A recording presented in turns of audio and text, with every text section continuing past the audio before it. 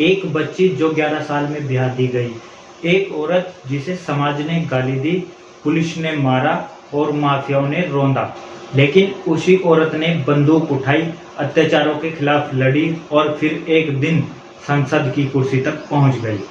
कभी सोचा है कि कोई औरत बंदूक क्यों उठाती है?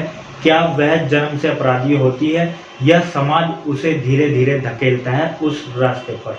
नमस्कार, मेरा नाम है रवि और आप देख रहे हैं हमारी खास पेशकश कहानी। यहाँ हम आपको हर उस शख्स की कहानी बताते हैं जो आपको ले चलेगी उन पलों में जहाँ आंदोलन, संघर्ष और क्रांति ने जन्म लिया।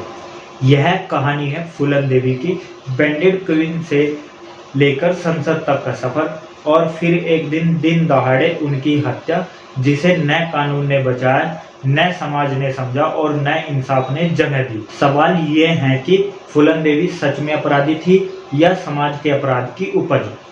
साल 1963 में उत्तर प्रदेश के जालौन जिले के एक गरीब मल्लाह परिवार में जन्म हुआ।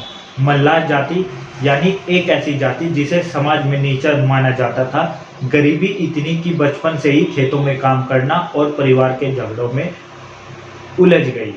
फूलन ने बचपन से ही देखा, जात ही पहचान है, इंसानियत नहीं। 11 साल की उम्र में जबरन एक 30 साल के आदमी से शादी कर दी गई। वहाँ हर रात जुल्म होता था, शारीरिक, मानसिक और भावनात्मक। फिर एक दिन इन सब के बीच मायके वापसी। जब वो मायके लौटी तो गांव वालों ने इसे बच्चलन कहकर बहिष्कृत कर दिया।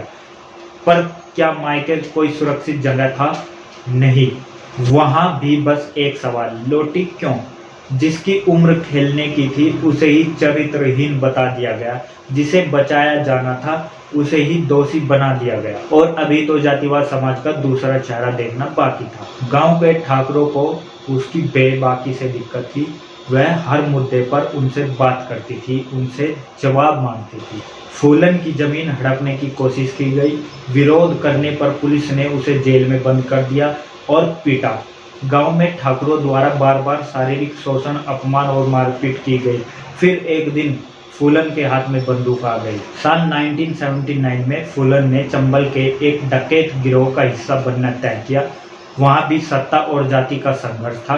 ठाकुर बनाम मल्ला, उनका साथी विक्रम मल्ला, जिसने उन्हें डकैतों से बचाया और उनका साथ दिया। लेकिन उसी गिरोह के ठाकुर सदस्यों ने विक्रम की हत्या कर दी और फूलन को अगवा कर 3 हफ्तों तक सामूहिक बलात्कार किया। यहाँ अपराधी वो नहीं थी, अपराध उस समाज ने किया जिसने फूलन को इंसान मानना छोड़ दिया था। और फिर आया वो दिन जिसे भारत कभी नहीं भूलेगा। 14 फरवरी 1981 में फूलन देवी और उसके गिरोह ने उत्तर प्रदेश के बहिमई गांव में घुसकर 20 ठाकुर पुरुषों को लाइन में खड़ा कर गोली मार दी। यह था फूलन देवी का प्रतिशोध। लेकिन क्या ये बदला था या वो न्याय जो इस देश का कानून नहीं दे पाया? कहा गया ये इंसाफ था, कानून नहीं दे सका तो बंदूक ने दे दिया। अखबारों ने उन्हें बैंडेड क्वीन कहा, सरकारें हिल गई। साल 1983 में मध्य प्रदेश सरकार से बातचीत कर आत्मसमर्पण किया। फूलन देवी को कभी अदालत ने दोषी नहीं ठहराया, कोई ट्रायल नहीं हुआ, लेकिन 11 साल जेल में रही।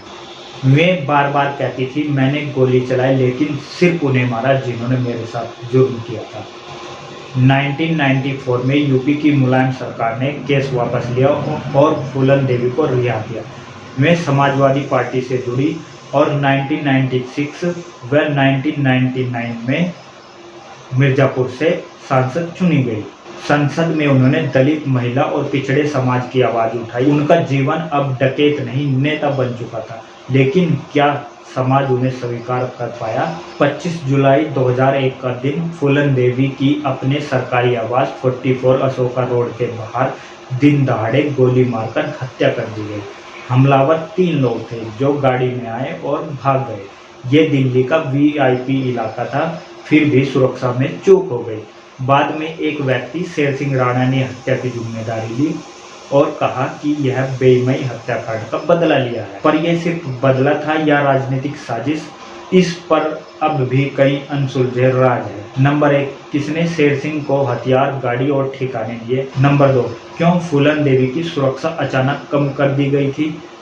नंबर 3, राजनीतिक दुश्मनी और दलित नेतृत्व से डर क्या कोई नेता शामिल था? फूलन देवी का जीवन सिर्फ एक व्यक्ति की कहानी नहीं, ये कहानी है जाति व्यवस्था की बर्बरता की। ये कहानी है महिलाओं के शोषण और प्रतिरोध की। एक समाज जहां न्याय नहीं मिलता, वहां फूलन जैसे लोग अपराधी नहीं, न्याय के स्वयंभू वाहक बन जाते हैं। जिनके हाथ में बंदूक तो थी, लेकिन वजह कोई और थी। फूलन देवी ने कानून नहीं तोड़ा, उन्होंने उस समाज के खिलाफ विद्रोह किया जिसने उनके साथ इंसान जैसा बर्ताव कभी नहीं किया। जो डकैत कहलाई, वो दरअसल उसी व्यवस्था की गलती थी। यह कहानी एक सवाल छोड़ती है, अगर फूलन को इंसाफ समय पर मिला होता तो क्या वो कभी अपराध की राह पर जाती? फूलन देवी मर चुकी है, लेकिन उसकी कहानी आज भी जिंदा है। हर उस औरत में जो चुप रहती है, हर उस जाति में जो अब खड़ा होना सीख रही है, हर उस व्यवस्था में जो अभी भी अन्याय से लड़ रही है। इस वीडियो को शेयर करें अगर आप मानते हैं कि फूलन देवी समाज के अत्याचारों की उपज थी, अपराधी नहीं।